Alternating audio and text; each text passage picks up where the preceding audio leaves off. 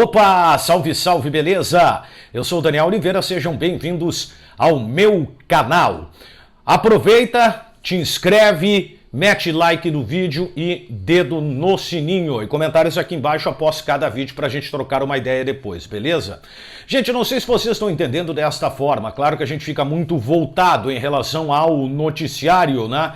Para saber a situação da pandemia do coronavírus e os casos que vêm aumentando de forma considerável aqui no Brasil. Mas sempre sobra um tempinho, né, ou para ler um livro, ver um filme e até mesmo acompanhar as notícias do futebol, mesmo que os jogos não estejam sendo realizados. E eu tô notando, talvez, acho que até campanha não seja uma palavra forte não, acho que mais apropriada, embora pelo momento não se pense ainda na saída do técnico Tite. Mas o Zico concedeu uma entrevista muito bacana ao Fox Sports no dia de ontem, falando sobre a seleção brasileira, né? Claro que aquele saudosismo, aquela época em que a remuneração, a premiação era diferente para o jogador de futebol e encarar a seleção brasileira era o máximo, né? Ao contrário do que a gente vê hoje com essa questão da globalização, enfim, né? O futebol mudou. Hoje o sonho do atleta, do menino, né, que está iniciando,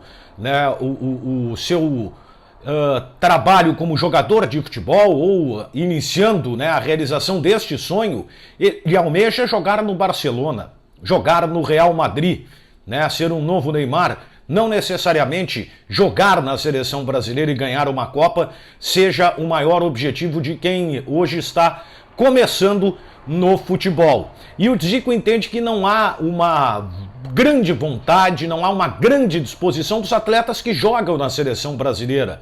Parece que estão ali cumprindo uma formalidade.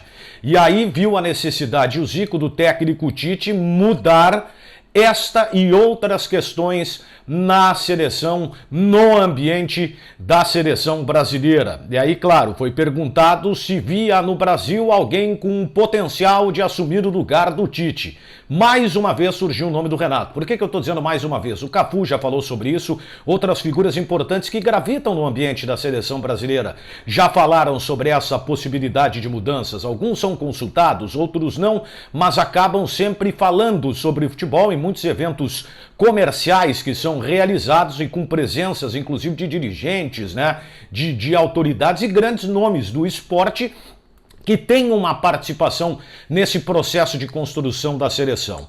E mesmo que o Grêmio não esteja bem, da metade do ano de 2019 para essa arrancada de 2020, mais uma vez surge o nome do técnico Renato Portaluppi. Eu me pergunto, será que o Renato de fato é o treinador ideal para a seleção brasileira? E por que eu estou falando e perguntando isso? Não em relação à capacidade técnica, mas muito a perfil.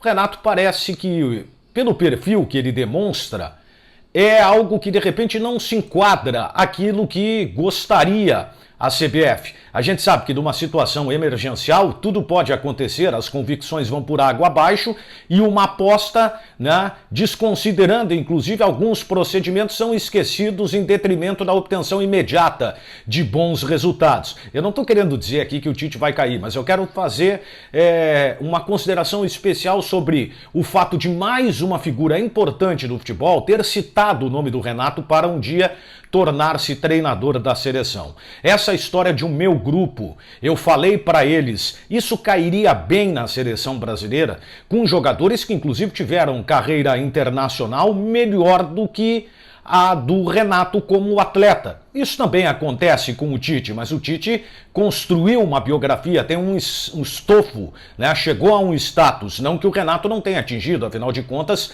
é o treinador muito vitorioso nestes últimos anos. Mas aí eu pergunto, esta forma, o jeito de ser de Renato Portaluppi é um jeito que agrada a seleção brasileira? Me parece que não. Talvez este seja o obstáculo para que um dia lá na frente o Renato possa tornar-se técnico da seleção. Mas antes de falar em Renato na seleção, a gente tem que falar de Renato no Grêmio e os problemas que o time vem apresentando por falta de jogadores e por mudanças que ele fez, como por exemplo mudar o posicionamento do Everton, uma forma que eu particularmente não gosto, embora os números do Everton nesse início de temporada sejam melhores em 10 jogos, num comparativo com o ano passado, em que o Everton acabou tendo uma boa temporada irregular em alguns momentos, mas na média ele acabou indo muito bem. Então esse é um ponto que vale sim a crítica ao técnico Renato Portaluppi, não ter achado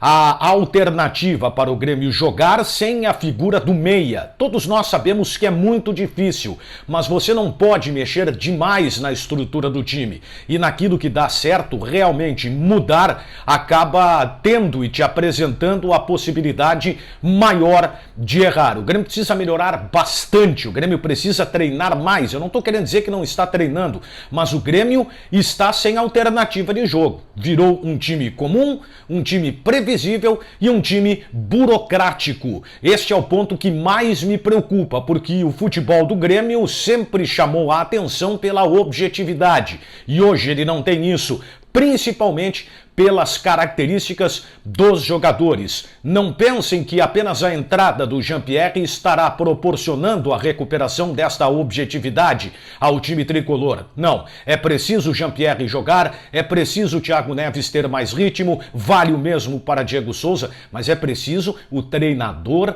reconsiderar algumas questões do time do Grêmio. E aí eu falo principalmente em relação ao meio de campo, a configuração da primeira linha com a definição dos dois volantes e os jogadores que estarão atuando ali no meio, municiando o ataque. Talvez PP seja a bola da vez para entrar. Ah, mas o PP é muito mais reserva do Everton do que propriamente um jogador que possa atuar por ali. Não sei.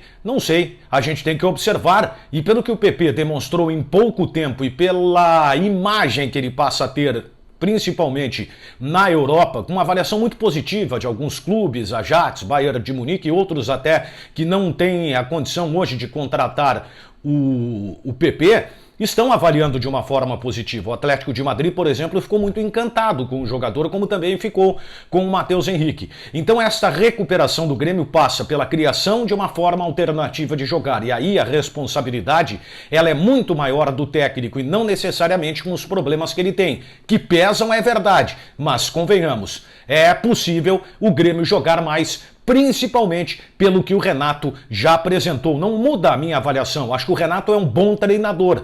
O problema é que chega um momento que é preciso se reinventar. A crise econômica está mostrando isso para todos nós.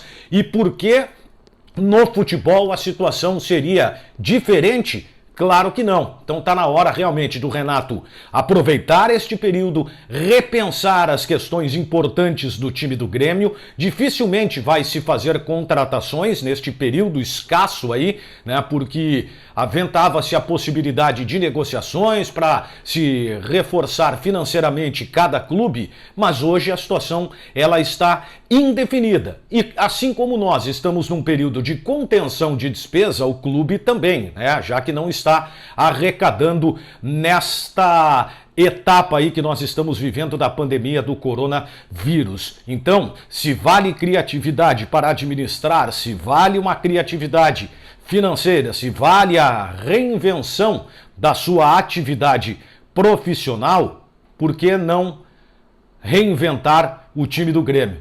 Tá na tua mão, hein, Renato? Acho que chegou o momento, porque me parece ser um momento crucial de muita definição no Grêmio, inclusive em relação ao seu trabalho. Beleza? Muito obrigado pela presença de todos aqui.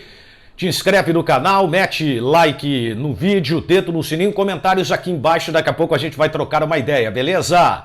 Fui!